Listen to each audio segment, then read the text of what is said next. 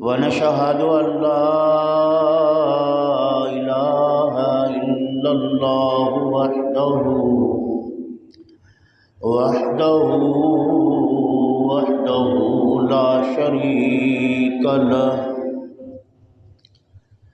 لا شريك له ولا نظير له ولا وزير له ولا ضد له ولا ند له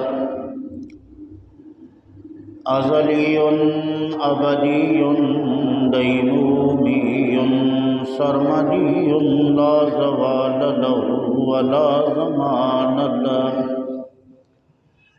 ونشهد أن سيدنا وشفيعنا وحبيبنا وحبيب ربنا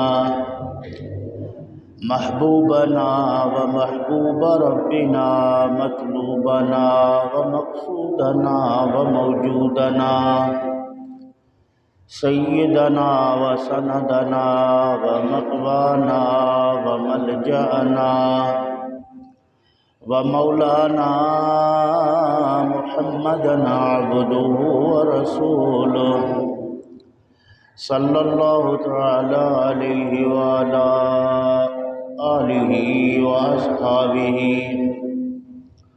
وأهل بيته وعترته وعشيرته وأزواجه وذرياته وعلماء أمته وصلحاء ملته وأهل سنته أجمعين أما بعد فأعوذ بالله من الشيطان الرجيم بسم الله الرحمن الرحيم لقد كان لكم في رسول الله أسوة حسنة آمنت بالله صدق الله ومولانا العظيم وقال النبي صلى الله عليه وسلم بعثت معلما وقال الله تعالى في مقام آخر إن الله وملائكته يصلون على النبي يا أيها الذين آمنوا صلوا عليه وسلموا تسليما اللهم صل على سيدنا ومولانا محمد وعلى آل سيدنا وأصحاب سيدنا ومولانا محمد وبارك وسلم عليه صلاة وسلاما عليك يا سيدي يا رسول الله وعلى آلك وأصحابك يا سيدي يا خير خلق الله عرش اعظم مسند رفعت رسول اللہ کی دیکھنی ہے حشر میں عزت رسول اللہ کی وہ جہنم میں گیا جو ان سے مستغنی ہوا ہے خلیل اللہ کو حاجت رسول اللہ کی لا ورب العرش جس کو جو ملا ان سے ملا بڑھتی ہے کونین میں نعمت رسول اللہ کی تجھ سے اور جنت سے کیا مطلب منکر دور ہو ہم رسول اللہ کے جنت رسول اللہ کی یا صاحب الجمال و یا سید البشر من وجهك المنير لقد نور القمر لا يمكن الصناع كما كان حقه بعد از خدا بزرگ توئی قصہ مختصر حمد و صلاۃ کے بعد واجب الاحترام دوستان عزیز برادران اسلام، اللہ وحدہ لا شریک کے پاک کلام قرآن مجید فرقان حمید میں سے ایک آیت کریمہ کا حصہ تلاوت کیا ہے اللہ رب العزت کی بارگاہ میں دعا ہے کہ رب ذوالجلال مختصر وقت میں قرآن و سنت کی روشنی میں حق و سچ بیان کرنے کی توفیق نصیب فرمائے۔ بیان کے بعد طرفین کو عمل کرنے کی توفیق نصیب فرمائے۔ عزیزان گرامی، اللہ رب العالمین کے پیارے محبوب محمد کریم صلی اللہ علیہ وآلہ وسلم کی حیات طیبہ زندگی مبارکہ کے حالات سماعت فرما رہے ہیں۔ اللہ رب العالمین ہمیں اپنے پیارے محبوب محمد کریم صلی اللہ علیہ وآلہ وسلم کی اتباع کرنے کی توفیق نصیب فرمائے۔ اللہ رب العالمین رسول کریم صلی اللہ علیہ وآلہ وسلم کے حیات طیبہ سے ہماری زندگی کو مستفید اور مستفیض فرمائے۔ دوستان عزیز، رسول اکرم صلی اللہ علیہ وآلہ وسلم کی ولادت باسعادت سے لے کر آپ صلی اللہ علیہ وآلہ وسلم کی زندگی مبارکہ کے ابتدائی حالات آپ سماعت فرما چکے ہیں۔ نبی کریم صلی اللہ تعالی علیہ وآلہ وسلم نے حضرت ام المومنین خدیجۃ الکبریٰ رضی اللہ تعالی عنہ سے، حضرت خدیجۃ الکبریٰ رضی اللہ تعالی عنہا سے عقد نکاح کے بعد آپ صلی اللہ علیہ وآلہ وسلم نے اپنی ازدواجی زندگی کا سلسلہ شروع فرمایا۔ نبی اکرم صلی اللہ تعالی علیہ وآلہ وسلم اپنی تعلیمات سے، اخلاق حسنہ سے مخلوق خدا کو درس ہدایت ارشاد فرماتے رہے۔ آپ صلی اللہ تعالی علیہ وآلہ وسلم سے جب اللہ رب العالمین نے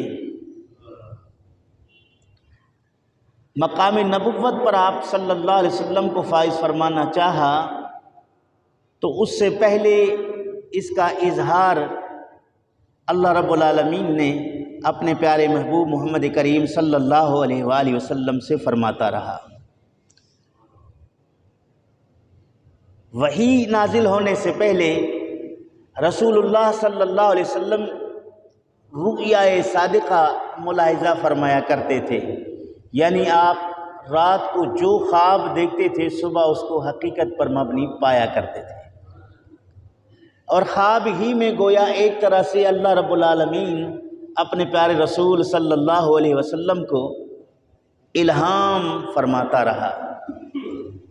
اور پھر رسول اکرم صلی اللہ تعالی علیہ وآلہ وسلم مکہ مکرمہ کے کسی جنگل و بیابان سے، کسی پہاڑ سے گزرتے تو پتھر بھی آپ صلی اللہ علیہ وآلہ وسلم کو دیکھ کر آپ پر درود و سلام پڑھنا شروع کرتے تھے، اور ان کا آواز رسول کریم صلی اللہ علیہ وسلم بذات خود سماعت فرمایا کرتے تھے۔ جیسے کہ آپ کسی چٹان کے قریب سے گزرے، آپ کے گزرتے ہی اس چٹان سے یہ آواز آئی، الصلاۃ والسلام علیک یا رسول اللہ۔ آپ صلی اللہ علیہ وسلم کسی درخت جاڑی سے گزرے تو وہاں سے سلام کا جواب سلام آیا، السلام علیک یا نبی اللہ۔ تو نبی کریم صلی اللہ تعالی علیہ وآلہ وسلم فرماتے ہیں، میں مکہ مکرمہ کے پہاڑ پر اس چٹان کو بھی جانتا ہوں جو اعلان نبوت سے قبل مجھے سلام کیا کرتا تھا، وہ پتھر مجھے سلام کرتا تھا تو میں اسے آج بھی جانتا ہوں۔ تو نبی کریم صلی اللہ تعالی علیہ وآلہ وسلم کو اللہ رب العالمین نے پہلے مخلوقات میں متعارف کرا دیا۔ پتھر بھی جانتے تھے کہ یہ اللہ کے رسول ہیں، درخت بھی جانتے تھے کہ یہ اللہ کے رسول ہیں، کائنات کا ذرہ ذرہ جانتی تھی کہ یہ اللہ رب العالمین کے رسول ہیں۔ تو پھر جیسے جیسے عمر 40 سال کے قریب پہنچتا گیا، نزول وحی کا وقت قریب آنا شروع ہو گیا تو اللہ رب العالمین نے اپنے پیارے نبی حضرت محمد مصطفیٰ صلی اللہ علیہ وآلہ وسلم کے دل میں تنہائی کا جذبہ پیدا فرمایا کہ تنہائی اختیار کریں اور اللہ رب العالمین کے ذکر میں آپ مشغول رہیں۔ پھر آپ صلی اللہ تعالیٰ علیہ وسلم مکہ مکرمہ سے 3 میل دور جبل النور پر غار حرا میں آپ صلی اللہ علیہ وآلہ وسلم شب بیداری فرمایا کرتے تھے۔ کہہ دو نا سبحان اللہ۔ سب سے پہلے تنہائی کا سلسلہ آپ نے مکہ مکرمہ میں جبل النور غار حرا پر شروع فرمایا۔ آپ اپنے گھر سے پانی کا مشکیزہ، ستو یا کھجور وغیرہ لے جا کر اس غار میں اللہ رب العالمین کی عبادت کرتے تھے، جس کی چوڑائی 4 گز، لمبائی 5 گز، بمشکل ایک آدمی اس کے اندر کھڑا ہو سکتا تھا، بیٹھ سکتا تھا، عبادت کر سکتا تھا۔ اس غار میں نبی کریم صلی اللہ تعالی علیہ وآلہ وسلم اللہ رب العالمین کی عبادت کرنے لگ گئے۔ جو مکہ مکرمہ کی زیارت کر کے آئے ہیں، عمرہ اور حج کی سعادت سے مستفیض ہیں، جنہوں نے ان مقامات کی زیارت کی ہے وہ اچھی طرح سے جانتے ہیں کہ آج کے وقت جب اس غار تک پہنچنے کے لیے راستہ بنایا گیا ہے، سیڑھیاں بنا دی گئی ہیں، پیر رکھنے کی جگہ بنا دی گئی ہے، اور اس جبل کے اوپر 2-4 جگہوں پہ اسٹاپ بنے ہوئے ہیں ہوٹل نما، جس میں کھانے پینے کی چیزیں میسر ہیں، لیکن اس میں بھی کوئی کمزور آدمی آج کے وقت اس غار تک پہنچ نہیں پاتا، چڑھ نہیں سکتا۔ کوئی طاقتور نوجوان صحت مند آدمی بخوشی وہاں جائے گا، لیکن وہ 3-4 جگہوں پہ اسٹاپ کرے گا، رکے گا، آرام کرے گا، پھر آگے جائے گا۔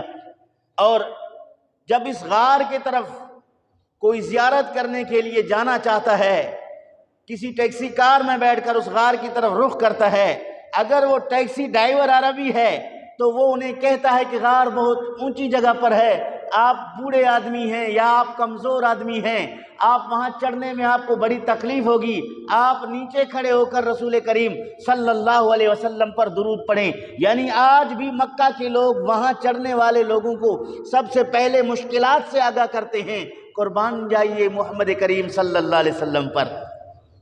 اس وقت آپ اس غار پر اللہ رب العالمین کی بندگی بجا لانے، اللہ رب العالمین کا ذکر کرنے تشریف لے جایا کرتے تھے۔ نہ کوئی اس غار جبل کی کٹائی تھی، نہ کوئی سیڑھیاں بنی ہوئی تھیں، نہ کوئی راستہ بنایا ہوا تھا، ہر طرح سے کنکریلی پتھریاں بچھی ہوئی تھیں اور جاڑیاں خاردار نوکدار، اس میں کانٹے دار جاڑیاں تھیں، اس پر محمد عربی صلی اللہ علیہ وسلم اپنا کھانا اور پانی لے کر اس غار میں بیٹھ کر اللہ رب العالمین کے ذکر میں مشغول رہتے تھے۔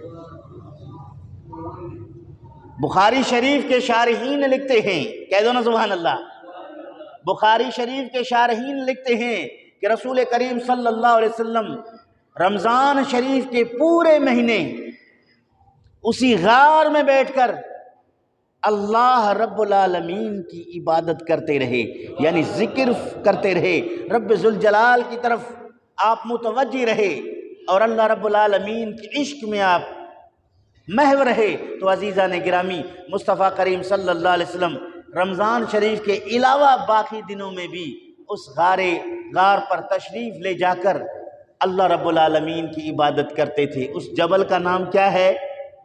جبل نور۔ کیا نام ہے؟ جبل نور اس لیے کہتے ہیں کہ وہاں رسول کریم صلی اللہ علیہ وسلم نے اللہ رب العالمین کی عبادت اور بندگی کی، اور وہاں رب ذوالجلال نے جبریل علیہ السلام کو بھیجا۔ مصطفیٰ کریم اور جبریل کی پہلی ملاقات اسی غار میں ہے۔ جبریل علیہ السلام وحی لے کر آتا ہے جو قرآن کی آیت ہے۔ قرآن کو بھی اللہ رب العالمین نے نور کہا ہے، مصطفیٰ کریم کو بھی اللہ رب العالمین نے نور کہا ہے۔ اس نوروں کی نسبت سے اس پہاڑ کو بھی جبل النور کہتے ہیں۔ اتنی روحانیت ہے وہاں، اتنا سرور ہے وہاں کہ وہاں جب بندہ اس غار پر اس کی زیارت کرنے کے لیے اس راستے پر چڑھنا شروع کر دیتا ہے، اہل عشق کی آنکھوں سے آنسو کی لڑیاں بہنا شروع ہو جاتے ہیں، تصور رسول کریم صلی اللہ علیہ وسلم کے ذات کی طرف ہو جاتی ہے۔ اور جب اس غار پر پہنچ کر جب وہ اللہ رب العالمین کے پیارے محبوب محمد کریم صلی اللہ تعالیٰ علیہ وآلہ وسلم کے ذکر کرنے والی جگہ پر جہاں پہنچتے ہیں، وہاں نوافل پڑھ کے، تلاوت کر کے، مصطفیٰ کریم پر درود و سلام پڑھ کے اس یاد کو تازہ کرتے ہیں۔ اللہ تعالی ہم سب کو نصیب فرمائے، بار بار نصیب فرمائے۔ اس غار میں مصطفیٰ کریم صلی اللہ علیہ وسلم کا آنا جانا اللہ رب العالمین کی عبادت میں جاری اور ساری رہا۔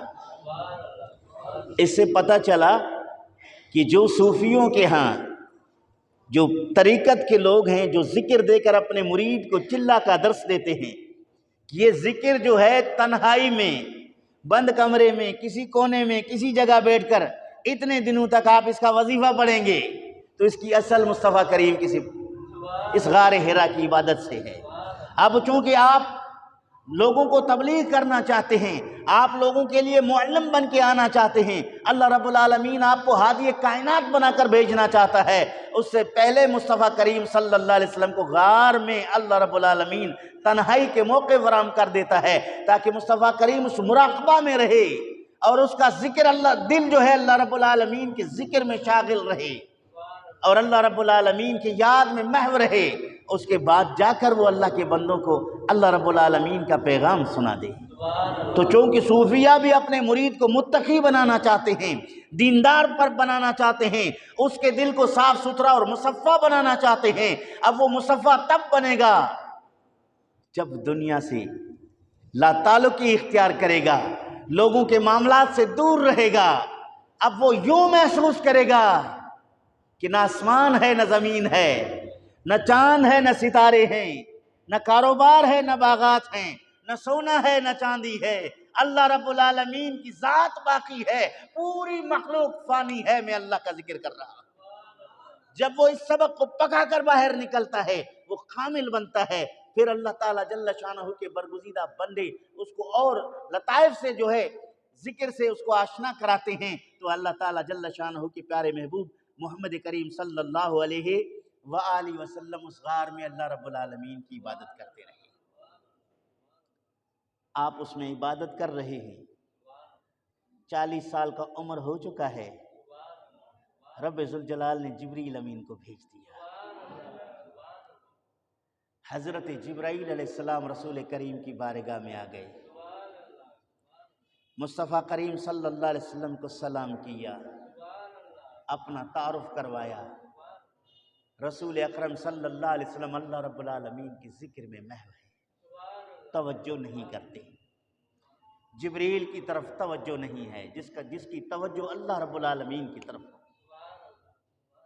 جبریل نے نبی کریم صلی اللہ علیہ وآلہ وسلم کے قریب بیٹھ کر حضور سے کہا، اقرا، پڑھیے۔ آپ صلی اللہ علیہ وسلم نے جواب دیا، ما انا بقارئ، میں پڑھنے والا نہیں۔ میں پڑھنے والا، اس میں فاعل کا صیغہ، میں پڑھنے والا نہیں۔ بعض مترجم میں پڑھا ہوا نہیں کرتے، مناسب نہیں ہے، نحوی اور صرفی اعتبار سے یہ ترجمہ ٹھیک نہیں ہے، کیونکہ اس میں فاعل کا صیغہ ہے، اس کا مطلب ما انا بقاری، میں پڑھنے والا نہیں ہوں۔ میں پڑھنے والا، نتیجہ کیا ہے؟ میں تو پڑھانے والا ہوں۔ اقرا، میں پڑھنے والا نہیں ہوں۔ حضرت جبرائیل علیہ السلام رسول اکرم صلی اللہ علیہ وآلہ وسلم کو اپنے سینے سے لگا کے یوں دباتے ہیں۔ حضور فرماتے ہیں کہ فَأَرْسَلَنِي فَغَطَّنِي، اس نے مجھے پکڑ کے اور اپنے ساتھ پھینچا اور اسی طرح دبایا، اس کے بعد مجھے چھوڑ دیا، پھر کہا اقرا، پڑھیے۔ نبی کریم نے وہی جواب دیا، ما انا بقاری، ان میں پڑھنے والا نہیں۔ اس نے پھر سینے سے لگا کے دبایا، دبا کے چھوڑ دیا، حضور کو پھر کہا اقرا، پڑھیے۔ نبی کریم صلی اللہ علیہ وسلم نے کہا، ما انا بقاری، ان میں پڑھنے والا نہیں۔ 3 مرتبہ جبریل کہتا ہے پڑھیے، حضور فرماتے میں پڑھنے والا نہیں۔ علامہ بدر الدین عینی، اللہ ان کے قبر پہ رحمتوں کی بارش نازل فرما دے، فرماتے ہیں کہ حضرت رسول اکرم صلی اللہ علیہ وآلہ وسلم نے جبریل کو 3 مرتبہ پڑھنے سے منع کیا، تو کیوں کیا؟ منع اس لیے کیا کہ نبی کریم صلی اللہ علیہ وسلم کا تعلق اس وقت اللہ رب العالمین کے ساتھ مضبوط تھا، اور رب ذوالجلال سے محو کلام تھے، اور نبی کریم صلی اللہ علیہ وسلم کو جو لطف اور سرور اللہ رب العالمین کے ذکر میں آ رہا تھا، آپ اس کو چھوڑنا نہیں چاہتے تھے، آپ اس کو چھوڑنا نہیں چاہتے تھے، کوئی اور کام کرنا نہیں چاہتے تھے، یعنی وہ یہ جواب دے کر پھر رب ذوالجلال سے محو ذکر ہوتے تھے۔ یہ تصور اللہ رب العالمین کے ساتھ مصطفیٰ کریم کا مضبوط تھا۔ 3 مرتبہ کے بعد 4تھی مرتبہ جبریل نے پکڑ کے سینے سے نہیں دبایا، کیا کہا؟ اقرأ بسم ربک الذی خلق، اے محبوب پڑھیے اس رب کا نام لے کر جس نے پوری کائنات کو پیدا فرمایا ہے۔ یعنی جبریل نے بھی اب رسول کریم کو اللہ رب العالمین کی طرف توجہ دلایا کہ میں کوئی اور کام کرنے نہیں آیا ہوں، میں بھی اللہ رب العالمین کا حکم اور ذکر لے کر آیا ہوں۔ آپ اس اللہ رب العالمین کے نام سے پڑھیے، اس کے نام کی برکت اور مدد سے پڑھیے۔ علامہ عینی لکھتے ہیں کہ جبریل کہتے ہیں کہ اے مصطفیٰ صلی اللہ علیہ وسلم، آپ اللہ رب العالمین کے نام کی مدد سے پڑھنا شروع کر دیں۔ آپ نے بظاہر کسی استاذ کے پاس جا کر الف با تا سا کا درس نہیں لیا، ضربہ ضربہ ضربو کا درس نہیں لیا،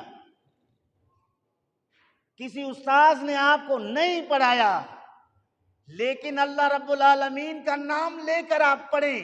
اللہ کے نام کی برکت سے آپ وہ پڑھیں گے، دنیا بھر کے استاذ آپ کے علم کے سامنے اپنے گھٹنے ٹیک دیں گے۔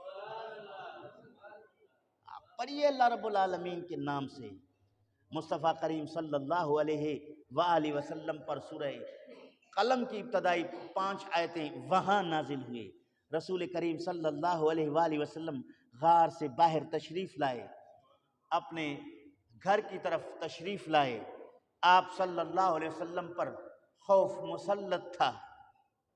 گھر آتے ہی حضرت ام المومنین خدیجۃ الکبریٰ رضی اللہ تعالی عنہا سے کہتے ہیں، ارشاد فرماتے ہیں، زمیلونی زمیلونی زمیلونی، مجھے چادر اوڑھاؤ، مجھے چادر اوڑھاؤ، مجھے چادر اوڑھاؤ۔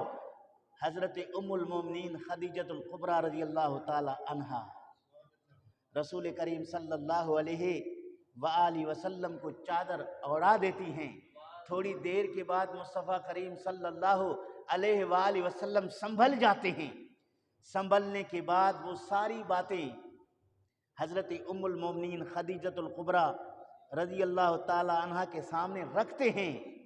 حضرت ام المومنین خدیجہ رضی اللہ تعالی عنہا کوئی عام خاتون نہیں تھی، اللہ نے آپ کو علم سے، عقل سے، فراست سے نوازا تھا۔ نبی اکرم صلی اللہ علیہ وآلہ وسلم نے فرمایا کہ مجھے ڈر محسوس ہو رہا ہے، خوف محسوس ہو رہا ہے۔ اس موقع پر حضرت خدیجۃ الکبریٰ رضی اللہ تعالی عنہا نے مصطفیٰ کریم کو تسلی دی۔ کہہ دو نا سبحان اللہ۔ یہاں سے مسئلہ ثابت ہو گیا کہ اگر شوہر باہر سے کوئی مسئلہ لے کر آ جائے، پریشانی کا سبب لے کر آئے، غم لے کر آئے، تو بیوی کا کام کیا ہے، عقل مند بیوی کا کام کیا ہے کہ شوہر کو تسلی دے، اس کی حوصلہ افزائی کا سبب بنے، ایسی باتیں کریں تاکہ شوہر سے وہ جو باہر کا معاملہ اور مسئلہ ہے اس کا بوجھ کم ہو جائے۔ حضرت ام المومنین خدیجہ رضی اللہ تعالی عنہا نے آج کی عورتوں کی طرح یہ نہیں، کیا ضرورت تھی آپ کو غاروں میں جانے کا، کیا ضرورت آپ فلاں جگہ گئے، جیسے کہ آج الجھتی ہیں عورتیں، انہوں نے ایسا نہیں کہا۔ ام المومنین خدیجۃ الکبریٰ کے وہ کلمات بخاری شریف کی حدیث نمبر 2 پر موجود ہیں۔ بخاری شریف آپ پڑھیں گے، بخاری شریف کی پہلی حدیث انما الاعمال بالنیات، عمر فاروق کی روایت سے ہے۔ دوسری حدیث یہی ہے جس کا میں ذکر کر رہا ہوں، یہ کتاب الوحی کے اندر موجود ہے۔ تو عزیزان گرامی، حضرت ام المومنین نے کہا کلا، ہرگز نہیں، واللہ ما یخزیک ابدا، اے میرے سر کے تاج،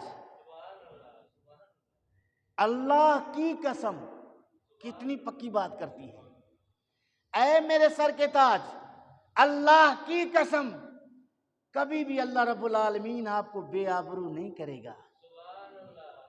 اللہ آپ کے عزت میں، عظمت میں اضافہ فرمائے گا۔ کتنی پیاری بات ہے، کتنا اہم جملہ ہے، اور پھر اس پر دلائل قائم کرتی ہیں۔ انکا لتصل الرحم، آپ کی شخصیت وہ ہے کہ آپ صلہ رحمی کرتے ہیں، آپ رشتوں کو جوڑتے ہیں، آپ رشتوں کو، بولے آپ رشتوں کو جوڑتے ہیں، رشتوں کو نہیں توڑتے۔ بہن کو بہن کا حق، بھائی کو بھائی کا حق، بھتیجے کو بھتیجے کا حق، چچا کو چچا کا حق، ہر رشتہ دار کو اس کا حق دے کر آپ صلہ رحمی کرتے ہیں۔ کسی کے ساتھ کسی کی حق تلفی نہیں کرتے، کسی کو ناراض نہیں کرتے، کسی کے ساتھ رشتہ داری کو نہیں توڑتے۔ فلاں سے میرا کوئی تعلق نہیں ہے، خونی رشتہ ہے، تب بھی چھوٹی سی بات پہ ناراض ہے، نہ میرے جنازے پہ آئے نہ میں اس کے جنازے پہ چلا جاؤں۔ اے مصطفیٰ کریم صلی اللہ علیہ وسلم کی امتو، کدھر جا رہے ہو؟ اندھیرے کی طرف۔ نبی کریم صلی اللہ علیہ وسلم کے اوصاف میں سب سے پہلی صفت ام المومنین خدیجہ کبریٰ رضی اللہ تعالیٰ عنہ بیان کرتی ہیں، لتصل الرحم، آپ جو ہیں صلہ رحمی کرتے ہیں، رشتہ داروں کا بڑا خیال رکھتے ہیں۔ اور پھر لتصدق الحدیث، آپ سچ بولتے ہیں، سچ بولتے ہیں۔ سچ بولنے والے کبھی رسوا نہیں ہوتے، سچ بولنے والے کبھی بے آبرو نہیں ہوتے، سچ کبھی شرمسار نہیں ہوتا۔ پہلی بات آپ صلہ رحمی کرتے ہیں۔ دوسری بات یہ ہے کہ آپ جو ہیں سچ بولتے ہیں۔ دو صفتیں پتہ چلا کہ سچ بولنا یہ اہم صفت ہے، اور انسان کے تقوی کے لیے، عبادتوں کی قبولیت کے لیے دو چیزوں کی بڑی ضرورت ہے، عقل حلال و صدق مقال۔ عقل حلال و صدق مقال، یہ دو چیزیں اگر کسی کے پاس ہوں، اس کے بعد اس کی عبادت سے اس کے چہرے میں نورانیت پیدا ہوتی ہے، اس کا دل روشن ہو جاتا ہے، وہ اللہ کا مقرب بنتا ہے، وہ ولایت کے راستے پر گامزن ہوتا ہے۔ عقل حلال کا مطلب کیا ہے؟ رزق حلال کا ہو، جو کھا رہا ہے وہ حرام کا نہ ہو، جو کھا رہا ہے وہ حرام کا نہ ہو۔ وہ صدق مقال، جو بول رہا ہے وہ جھوٹ نہ ہو، جو کھا رہا ہے وہ حلال ہو، جو بول رہا ہے وہ سچ ہو۔ یہ اس کے بعد وہ نماز پڑھے، روزہ رکھے، حج کرے، زکوٰۃ دے، اس کی ساری عبادتیں مقبول ہیں، وہ ولایت اور تقویٰ کے راستے پر گامزن ہے، دعائیں بھی مقبول ہیں، مستجاب الدعوات ہونے کے لیے بھی یہی شرائط ضروری ہے۔ تو اس نے، ام المومنین نے کہا کہ آپ سچ بولتے ہیں۔ اس کے بعد فرمایا کہ آپ کمزوروں کا بوجھ اٹھاتے ہیں۔ کسی کمزور کو آپ دیکھتے ہیں، اس کا بوجھ اٹھاتے ہیں۔ کمزوروں کا بوجھ اٹھانا، کمزور لوگوں کی مدد کرنا، کمزور لوگوں کی ہمدردی ان کے ساتھ پیش آنا، یہ مصطفیٰ کریم کی وہ وصفیں ہیں۔ ابھی آپ نے اعلان نبوت نہیں کیا، اس سے پہلے آپ کی ذات گرامی میں یہ موجود ہیں، جس کا ذکر ام المومنین خدیجہ کبریٰ رضی اللہ تعالیٰ عنہ بیان فرما رہی ہیں۔ تو اس کے بعد فرمایا کہ اے محبوب صلی اللہ علیہ وسلم، وَتَقْسِبُ الْمَعْدُومِ، نادار لوگوں کو اپنی کمائی میں سے حصہ دیتے ہیں۔ کمائی آپ کی ہے، تجارت آپ کی ہے، پیسہ آپ کا ہے، محنت آپ کا ہے، لیکن آپ دیکھتے ہیں ایک بھوکے آدمی کو، آپ اس میں سے اس کا حصہ نکالتے ہیں۔ آپ دیکھتے ہیں کسی بے لباس شخص کو، اس میں سے اس کا حصہ نکالتے ہیں۔ آپ دیکھتے ہیں کسی یتیم غریب مسکین کو، اپنے مال میں سے اس کا حصہ نکالتے ہیں۔ بھلا کوئی سخی آدمی ایسا ہو جو اللہ کی مخلوق کے ساتھ اتنی ہمدردی رکھتا ہو، اللہ اسے کیسے بے آبرو کرے گا؟ اے محبوب صلی اللہ علیہ وسلم، ہرگز نہیں۔ اللہ رب العالمین کی قسم، اللہ رب العالمین آپ کی عظمتوں کو بڑھائے گا۔ اس کے بعد خدیجۃ الکبریٰ رضی اللہ تعالی عنہا نے کہا وَتُقْرِ الضَّیْفَ، آپ مہمان نواز ہیں، مہمان نوازی کرتے ہیں، آپ مہمانوں کی عزت کرتے ہیں، مہمانوں کی تکریم کرتے ہیں۔ مہمان نوازی کرنے والے کب بے آبرو ہو سکتے ہیں؟ تو عزیزان گرامی، یہاں سے مصطفیٰ کریم صلی اللہ علیہ وآلہ وسلم کے وہ معاملات ثابت ہو گئے۔ فرمایا وَتُعِینُوا عَلَىٰ نَوَائِبِ الْحَقِّ، اے محبوب صلی اللہ علیہ وسلم، آپ اپنے متعلق کیوں اس طرح کے جملے استعمال کرتے ہیں؟ آپ کو اللہ رب العالمین عظمت عزت عطا فرمائے گا اس لیے کہ آپ اس مظلوم کی جو حق پر ہو مدد کرتے ہیں، اس مظلوم کی جو حق پر ہے آپ اس کی مدد کرتے ہیں۔ تو عزیزان گرامی، ان باتوں کے بعد حضرت ام المومنین خدیجۃ الکبریٰ رضی اللہ تعالی عنہا نے آپ صلی اللہ علیہ وآلہ وسلم کو اپنے چچا زاد بھائی ورقہ بن نوفل کے پاس لے گئے، اور حضرت ام المومنین خدیجۃ الکبریٰ رضی اللہ تعالی عنہا نے ورقہ بن نوفل سے کہا کہ آپ کے بھائی کے ساتھ مسئلہ ہے، ذرا آپ ان کی بات سنیے۔ اس پر رسول کریم صلی اللہ علیہ وسلم نے غار حرا میں جبریل کے آنے کو، سینے سے لگانے کو، اقرأ بسم ربک الذی پڑھنے کا ذکر کرتے ہیں، چونکہ ورقہ بن نوفل حق کی تلاش میں بت پرستی کو چھوڑ کر نصرانیت عیسائیت کو وہ قبول کر چکے تھے، اور وہاں ان کی زبان سیکھ چکے تھے، آسمانی کتب کا آپ کے پاس علم تھا۔ اس نے یہ پوری بات سننے کے بعد ورقہ بن نوفل نے کہا کہ یہ وہی ناموس ہے، یعنی وہی فرشتہ ہے جو اللہ کے نبی حضرت موسیٰ علیہ السلام کے پاس آیا کرتے تھے۔ یہ وہی ناموس ہے جو اللہ کا وحی لے آنے والا فرشتہ ہے جس کا آپ ذکر کر رہے ہیں۔ اب اگر وہ آتا ہے تو اس کی پوری بات آپ سن لیں۔ اللہ رب العالمین نے آپ کو مقام نبوت پر فائز فرما رہا ہے۔ کاش میں اس وقت تک زندہ رہوں، کاش میں اس وقت تک زندہ رہوں جب مکہ مکرمہ کے لوگ آپ کے مخالف بن جائیں گے، جب مکے کے رؤساء آپ کے دشمن بن جائیں گے، جب مکے کے لوگ آپ کو مکہ مکرمہ سے نکالنے پر مجبور کر دیں گے۔ یہ سن کر رسول کریم صلی اللہ علیہ وسلم نے فرمایا کیا مجھے نکالیں گے؟ یعنی ابھی تو یہ مجھے صادق کہہ رہے ہیں، امین کہہ رہے ہیں، عزت کر رہے ہیں، اپنی امانتیں میرے پاس رکھتے ہیں، مجھ پہ اتنا بڑا بھروسہ اور اعتماد کرتے ہیں، یہی لوگ مجھے نکالیں گے؟ ورقہ بن نوفل نے کہا ہاں، یہی لوگ آپ کو مکہ سے نکالیں گے، کاش کہ میں اس وقت زندہ رہوں اور آپ کی مدد کروں۔ ان کے چند دنوں کے بعد ورقہ بن نوفل کا انتقال ہو جاتا ہے۔ تو سب سے پہلے نبی اکرم صلی اللہ تعالی علیہ وآلہ وسلم کی نبوت کا اظہار ام المومنین خدیجۃ الکبریٰ رضی اللہ تعالی عنہا خود رسول کریم کی زبانی سنتے ہیں، اس کے بعد ورقہ کی زبانی سنتے ہیں۔ اس سے حضرت ام المومنین رضی اللہ تعالی عنہا مکمل طور پر جان جاتی ہیں کہ مصطفیٰ کریم صلی اللہ علیہ وسلم اللہ رب العالمین کے نبی ہیں۔ جب آپ صلی اللہ تعالی علیہ وآلہ وسلم اسلام میں داخل ہونے کی دعوت ارشاد فرماتے ہیں، کہہ دو نا سبحان اللہ۔ سب سے پہلے حضرت ام المومنین خدیجۃ الکبریٰ رضی اللہ تعالی عنہا ایمان لے آتی ہیں، کہہ دو نا سبحان اللہ۔ اس کے بعد حضرت علی شیر خدا رضی اللہ تعالی عنہ ایمان لے آتے ہیں۔ کون؟ حضرت علی شیر خدا رضی اللہ تعالی عنہ ایمان لے آتے ہیں، چونکہ ابھی یہ باتیں گھر میں ہیں، گھر کے باہر ابھی کسی کو دعوت نہیں دی گئی اسلام میں ایمان لانے کی۔ سب سے پہلے ام المومنین نے خدیجۃ الکبریٰ نے ایمان لا کر اسلام میں داخل ہوتی ہیں۔ اس کے بعد علی المرتضیٰ شیر خدا رضی اللہ تعالیٰ عنہ اسلام قبول کرتے ہیں۔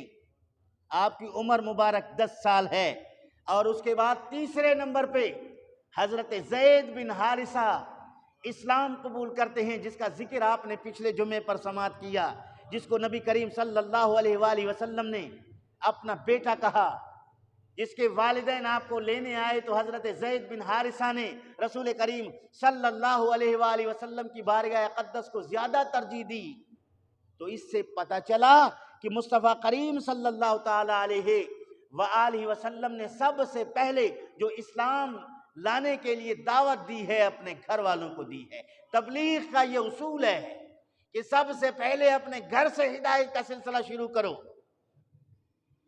گھر میں سب سے پہلے دین کی بات کرو۔ مصطفیٰ کریم صلی اللہ علیہ وسلم نے سب سے پہلے گھر میں اسلام کی دعوت دیتے ہیں، اور تمام لوگ جو گھر کے افراد ہیں وہ اسلام قبول کر لیتے ہیں، اور اس کے بعد حضرت ابو بکر صدیق رضی اللہ تعالیٰ عنہ جو رسول کریم صلی اللہ علیہ وسلم کے دوستوں میں سے ہیں وہ اسلام قبول کرتے ہیں۔ اب ان باتوں میں تطبیق کی ہے علماء محدثین نے، ایک طرح سے الجھا اور تنازع کو ختم کیا علماء نے کہ کون پہلے اسلام لے کر آیا، تطبیق کیوں کی۔ عورتوں میں سب سے پہلے اسلام لے آنے والی خاتون حضرت ام المومنین خدیجۃ الکبریٰ ہے۔ عورتوں میں سب سے پہلے کون ہے؟ حضرت خدیجہ رضی اللہ تعالی عنہا۔ بچوں میں سب سے پہلے کون ہے؟ حضرت علی شیر خدا رضی اللہ تعالیٰ عنہ۔ غلاموں میں سب سے پہلے کون ہے؟ حضرت زید بن حارثہ۔ اور مردوں میں سب سے پہلے کون ہے؟ حضرت ابو بکر صدیق رضی اللہ تعالیٰ عنہ۔ اگر کوئی مسلمان یہ کہتا ہے کہ حضرت خدیجۃ الکبریٰ سب سے پہلے اسلام لے آنے والی ہے، صحیح کہتا ہے، اس کے ساتھ الجھنے کی ضرورت نہیں ہے، جھگڑنے کی ضرورت نہیں ہے۔ مطلب یہ ہے کہ عورتوں میں سب سے پہلے اس نے اسلام قبول کیا۔ اگر کوئی مسلمان یہ کہتا ہے کہ تمام لوگوں میں سب سے پہلے حضرت علی اسلام لے کر آئے، ٹھیک کہتا ہے، سچ کہتا ہے، کوئی جھگڑا نہیں، کیونکہ بچوں میں سب سے پہلے حضرت شیر خدا علی المرتضیٰ نے اسلام قبول کیا ہے۔ اگر کوئی مسلمان کہتا ہے سب سے پہلے حضرت زید نے اسلام قبول کیا، ٹھیک کہتا ہے، وہ غلاموں میں سب سے پہلے اسلام قبول کرنے والے ہیں۔ اگر کوئی کہتا ہے کہ سب سے پہلے ابو بکر صدیق اسلام قبول کیا ہے، وہ بھی ٹھیک کہتا ہے، کیونکہ مردوں میں سب سے پہلے ابو بکر صدیق نے اسلام قبول کیا۔ یہ کوئی جھگڑے کی بات ہی نہیں ہے، یہ مناظرے کی بات ہی نہیں ہے۔ تطبیق کر کے مسلمانوں کے درمیان عقائد کے اصلاح کے لیے یہ میں نے واضح کلمات کے ساتھ کہہ دیا کہ اگر ابو بکر صدیق کے اول المومنین ہونے کا ذکر ہے تو یہ مردوں میں یعنی عام جو عوام الناس میں سب سے پہلے جس نے اسلام قبول کیا، دوستوں میں سب سے پہلے جس نے اسلام قبول کیا، وہ ابو بکر صدیق ہے۔ ہاں علماء نے یہ ضرور کہا ہے کہ گھر والوں کا سب سے پہلے اسلام قبول کرنا سہل ہے، آسان ہے، کیونکہ گھر والے تابع ہوتے ہیں اپنے سرپرست کے۔ سمجھ میں آیا؟ غلام تابع ہوتا ہے اپنے آقا کے، بچہ تابع ہوتا ہے اپنے کفیل کے، والدین کے۔ تو حضرت علی شیر خدا رسول کریم کے زیر پرورش تھے، حضرت خدیجۃ الکبریٰ رسول کریم کے نکاح میں تھی، حضرت زید رسول کریم کے غلام تھے۔ باہر سے جو ایک شان رکھتا ہو، مال رکھتا ہو، دولت رکھتا ہو، جن کی تجارت کاروبار ہو، وہ ان تمام چیزوں کے ہونے کے باوجود بغیر کسی شک و شبہ کے، بغیر کسی پس و پیش کے فوری طور پر اسلام قبول کر لے تو بڑی بات ہے۔ سمجھ بات ہے؟ تو اس لیے اول المومنین میں ابو بکر صدیق کے فضائل میں زیادہ تر دلائل دینے کی وجہ اور مقصد یہی ہے۔ اگر اسلام قبول کرنے کی ترتیب کو دیکھیں گے، ترتیب وہی ہے جو میں نے عرض کیا۔ یہ علماء اہل سنت نے بھی یہی لکھا۔ فاضل بریلوی کے فتاوی رضویہ میں یہ تفصیل موجود ہے، آپ دیکھ سکتے ہیں، آپ اگر چاہیں تو آپ کو فتاوی رضویہ دکھایا جائے گا، اس میں یہ سارے معاملات اور مسائل موجود ہیں۔ تو حضرت رسول اکرم صلی اللہ علیہ وآلہ وسلم نے جو اسلام کی دعوت دی، ان افراد نے سب سے پہلے اسلام قبول کیا، یہ اول المومنین میں شامل ہو گئے، ان کا بہت بڑا مقام اور مرتبہ ہے۔ پھر حضرت ابو بکر صدیق رضی اللہ تعالیٰ عنہ کی تبلیغ سے 5 وہ لوگ اسلام قبول کیے جن کو نبی کریم نے جنت کی سرٹیفکیٹ دی ہے۔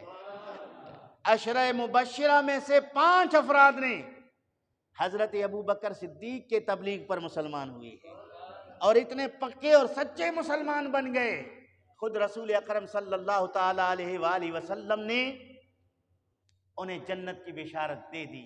اس سے پتہ چلا کہ ابو بکر صدیق صرف خود مسلمان نہیں ہوئے بلکہ رسول کریم صلی اللہ علیہ وآلہ وسلم کے صحابہ میں مبلغ اول ہیں، سب سے پہلے اسلام کی تبلیغ کرنے والے، کہہ دو نا سبحان اللہ، سب سے پہلے اسلام میں اسلام کے حقانیت پر خطاب کرنے والے اول الخطیب ہیں ابو بکر صدیق رضی اللہ عنہ، اور سب سے پہلے نبی کریم صلی اللہ علیہ وآلہ وسلم پر اپنے مال خرچ کرنے والے ابو بکر صدیق ہیں، اور سب سے پہلے رسول کریم صلی اللہ علیہ وسلم کے ناموس کے دفاع میں زخمی ہونے والے ابو بکر صدیق ہیں۔ یہ فضائل ہیں، حضرت ابو بکر صدیق کے فضائل ہیں۔ اسی طرح تمام صحابہ کرام کے اپنے اپنے مقامات پہ درجے اور فضائل ہیں۔ ان کو موضوع بحث بنا کر امت کے اندر افتراق اور انتشار پیدا کرنا یہ کوئی بھلائی کی باتیں نہیں ہیں۔ تو اللہ تعالیٰ جل شانہ ہمیں ان باتوں پر عمل کرنے کی توفیق نصیب فرمائے۔ آج کی گفتگو میں نے یہاں تک کی ہے، آپ شروع سے سن رہے ہیں ترتیب سے۔ انشاءاللہ آپ اگر معمول کے ساتھ وقت کی پابندی کریں گے تو نبی کریم صلی اللہ علیہ وآلہ وسلم کے زندگی مبارکہ کو بترتیب اہم واقعات تک ذکر کروں گا۔ مفصل بات کرنے سے انسان عاجز اور بے بس اور قاصر ہے۔ کون ہے جو رسول کریم کی زندگی مبارکہ کے ہر گوشے کو واضح بیان کر دے؟ جتنا ہو سکتا ہے سیرت نگاروں میں، سیرت بیان کرنے والوں میں نام لکھنے کی خاطر ہم عرض کریں گے۔ اللہ تعالیٰ جل شانہ عمل کی توفیق نصیب فرمائے۔ جن دوستوں نے سنتیں نہیں پڑھیں سنتیں پڑھیں، وما علینا۔